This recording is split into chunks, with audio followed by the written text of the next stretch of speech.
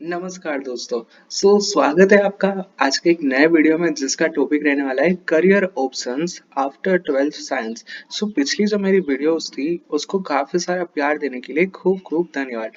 आज का जो वीडियो है उसमें मुझे काफी स्टूडेंट्स ने ऐसा बोला कि सर क्यों ना एक ही डायग्राम में आप सब कुछ समझा दो, क्योंकि उसमें काफी कंफ्यूजन हो रहा था। तो मैंने यहाँ पे इंटरनेट पे काफी सारा रिसर्च किया और उसके बाद ये मुझे बेस्ट डायग्राम मिला कि जिसमें सब कुछ इंक्लूड है।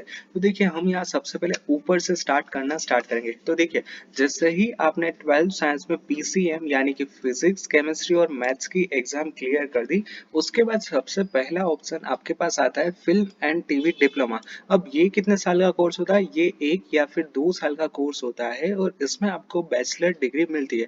अब आप सोचोगे कि जब भी आप कोई मूवी देखते हैं या फिर वेब सीरीज देखते हो तो उसके स्टार्टिंग में किसने प्रोडक्शन किया है उसका नाम आएगा। यहाँ पे मैं 3-4 एग्जांपल दे दूं तो आपको अच्छे से समझ में आ जाएगा कि मान लीजिए कि आप कोई मूवी देखने के लिए थिएटर में बैठे हो और स्टार्टिंग में आपके सामने आता है बालाजी प्रोडक्शन, बंसाली प्रोडक्शन, धर्मा प्रोडक्शन, पीवीआर प्रोडक्शन और इसके अलावा तो काफी सारे प्रोडक्शन होते हैं। तो आपको दिमाग में कभी ऐसा ख्याल होता होता कि अगर हमें इसमें अप्लाई करना हो तो हम किस तरह से अप्लाई कर सकते हो? तो इसका आंसर यहाँ है। तो आपको क्या करना पड़ेगा, आपको फिल्म और टीवी में डिप्लोमा कोर्सेज करने होंगे। अब ये डिप्लोमा कोर्सेज आपके पास 1 या 2 साल में आ जाएंगे। इसमें क्या कोर्स होता है? इसमें आपके पास होगा बीएससी और उसमें आपकी होगी स्पेशलाइज्ड ब्रांचेस जैसे कि cinema, BSc cinematography, BSc in specialised direction, BSc in production, BSc in sound effects और एडिटर।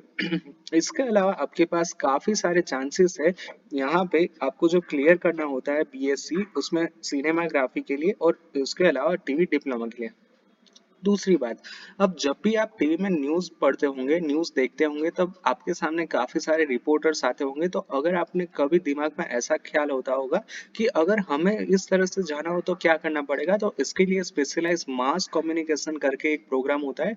वो प्रोग्राम आपको पास करना होगा, उसके बाद आप जर्नलिस्ट या फिर रिपोर्टर में आप अपनी करियर बना सकते हो। तो this is the first option.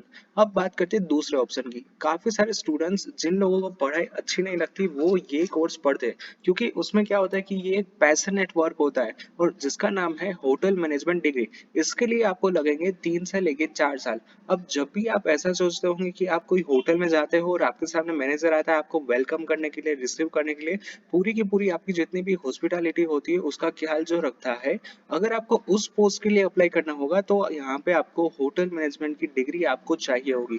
इसके लिए 3 से 4 साल लगते हैं और इसमें स्पेशलाइज कोर्स होता है हॉस्पिटैलिटी मैनेजमेंट एंड टूरिज्म। अब इसमें होता क्या है कि काफी सारे स्टूडेंट्स को पढ़ाई अच्छी नहीं लगती तो वो ये कोर्स सिलेक्ट करते हैं, तो ये भी एक अच्छी चॉइस है। बट इसके बाद आपको काफी कुछ सोच विचार करके ही इसी कोर्स में अप्लाई करना होगा, क्योंकि होता क्या है कि इसके बाद आपको जॉब कहाँ मिलेगी? होटल्स के अंदर। और अच्छी होटल्स के लिए आपको मेगा सिटी में शिफ्ट होने पड़ेगा जैसे कि दिल्ली, मुंबई, चेन्नई, कोलकाता और इसके बाद अहमदाबाद जैसे सिटी में आपको मूव करना होगा। तो ये आपके पास है दूसरी चॉइस। तीसरी चॉइस मेरी फेवरेट है, क्योंकि वो आती है इंडियन आर्म फोर्स यानी कि Indian navy, Indian army, Indian air force और इसके अलावा जितनी भी आर्म फोर्स है जैसे कि सीआरपीएफ हो गया, बीएसएफ हो गया, उसके अलावा जितनी भी Indian army related, arm force related post है उसके लिए आती है एनडीए की भर्ती, यानी कि नेशनल डिफेंस एकेडमी। इसके लिए आपको पहले एग्जाम क्लियर करनी होगी और उसके बाद आप नेवी, आर्मी और एयरफोर्स में जो भी ऑफिसर्स की पोस्ट होती है, लेफ्टिनेंट की पोस्ट होती है, वहां पे आप एप्लीकेशन कर सकते हो, वहां पे आपकी पोस्टिंग हो सकती है। तो इसके लिए आपको लगेंगे 3 साल का टाइम और उसके बाद आप एनडीए कर सकते हो नेवी, आर्मी और एयरफोर्स में। उसके अलावा जितनी भी टेक्निकल एंट्री होती है इंडियन आर्मी में उसमें भी आप अप्लाई कर सकते हो। इसके अलावा आपके पास आता है बीसीएस, बीसीए और बीएससी। अब यहाँ पे आप पूछोगे कि सर बीएससी का तो हमें पता है, बीसीए का भी पता है, बट बीसीएस क्या है? तो इसका फुल फॉर्म होता है बैचलर इन कंप्यूटर साइंस। ये भी काफी अच्छी चॉइस है। तो ये होते हैं 3 साल का कोर्स। अब यहाँ पे ही मैं आगे बढ़ाना चाहता हूँ कि जैसे ही आप इसमें 3 साल कंप्लीट कर देते हो उसके बाद आपको मास्टर्स करना होगा जिसमें आएगा एमसीए, एमबीए, MSc, MCM और MBA जैसे कि लास्ट में है। अब यहाँ पे सारे कोर्स आपने पढ़े होंगे, बट ये MCM यहाँ पे क्या आ गया, तो ये 2 साल के कोर्स रहते हैं और MCM का फुल फॉर्म होता है मास्टर्स इन कंप्यूटर मैनेजमेंट। तो ये आपके पास तीसरी चॉइस है, आप ये भी सिलेक्ट कर सकते हो। और इसमें क्या होता है कि जिन लोगों की फैमिली, जिनसे ग्रैंडफादर और फादर जो आर्मी, नेवी और एयरफोर्स में होते हैं, उनकी जनरेशन डेफिनेटली NDA ही सिलेक्ट करती है। वो 10वीं 12वीं से ही इसकी जो एग्जाम है वो स्टार्ट करते हैं प्रिपरेशन करने के लिए, ठीक है। तो ये भी काफी अच्छी चॉइस है।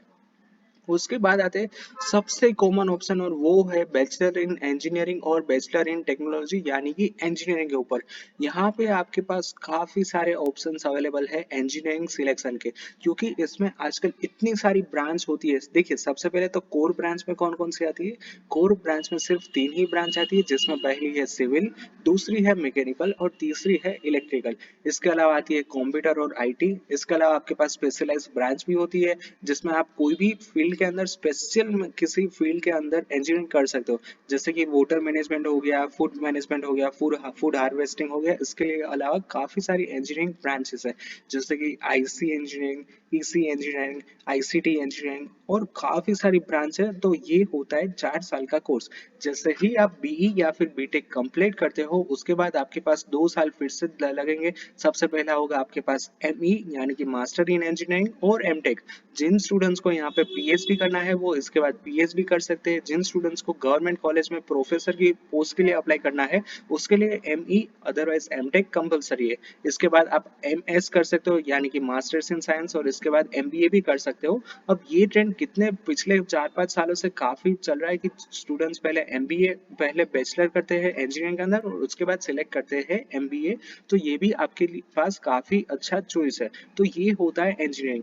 अब जैसे ही आप इंजीनियरिंग खत्म करते हो, उसके बाद आपके पास एक और चॉइस है 1 साल का, वो है मर्चेंट नेवी, और उसके बाद आप मरीन इंजीनियर बन सकते हो। अब आप जैसे ही कभी समुद्र में जाते हो ओशन के अंदर, तो वहां पे काफी बड़ी बड़ी शिप्स रहती है, तो उसके अंदर आपको ऑफिसर्स की पोस्ट के लिए अप्लाई करना होगा। तो आपको मरीन इंजीनियर बनना कंपलसरी है।